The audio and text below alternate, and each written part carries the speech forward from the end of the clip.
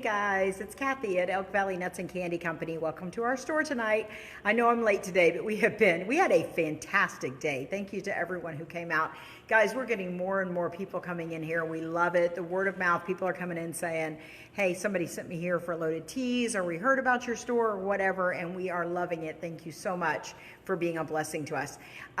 We are here today a little bit late, I know, with the product of the day, which I told you guys was going to be candy corn. The candy corn, the new candy corns are already on the floor. They're also on the website. They've already been selling, guys. I think I am already, I am down to one of the deluxe mix with the little creatures in it, with all the little characters. I'm down to one large on these. I'm also down to, I've got just two left of the caramel apple in the large, and everything else that is sold has been in small, so we've been pretty good. But those are on the floor ready to go. I showed them to you yesterday, but I'll show you again. Blackberry cobbler. Ovi, I think this is the one you're talking about. These are purple, let me know. And then we've got the caramel candy corn. There's the caramels. We've got the Indian corn, which is just your regular, but with the dark brown on the bottom. We've got, I don't know if I showed y'all this one, but caramel apple candy corn.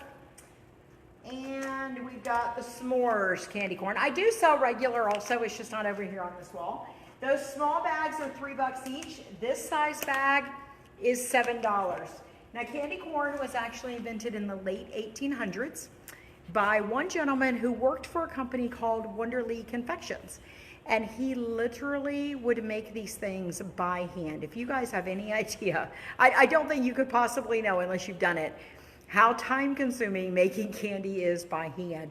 But he literally, think about the size of these, he would pour these things one color at a time in the molds and then have to dump them out. So we could take him, I mean, we've done this before, like with gummies and things that size. Guys, it would take him hours, I promise you, to make a bag like this, okay? So he did these. People loved them. If you're wondering what flavor they are, they're not really, a lot of people think they're just candy flavor. They're actually honey flavored. That's what flavor, that they were, of course, started with honey like everything else back then, but they're honey flavored. Now, Wonderly was the one who got candy corn going. It became very, very popular. And then Goleet's company bought the recipe, or started, I'm sorry, they did not buy. They started making their own version of candy corn. And here's something very, very interesting.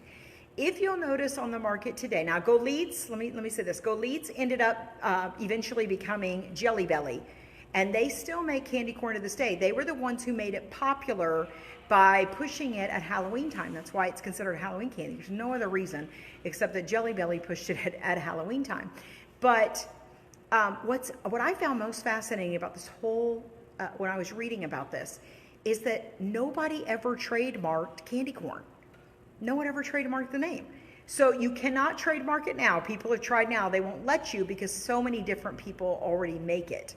But anybody can make candy corn. Any candy company, like we could make candy corn and use the name candy corn. So even though the gentleman way back at Wonderly came up with the name, came up with the concept, he never trademarked it. And by the time somebody tried to in the 1970s, they wouldn't let them do it because so many different companies make it. So there is Zachary Candies makes candy corn. Jelly Belly makes candy corn. I can't think of the other one. There's three big ones that make candy corn, and they don't have to, there's no trademark on that name. Anybody can make it. So, and you can make all different kinds. So that's why there's not a whole lot of history as far as it being traded and stuff like that.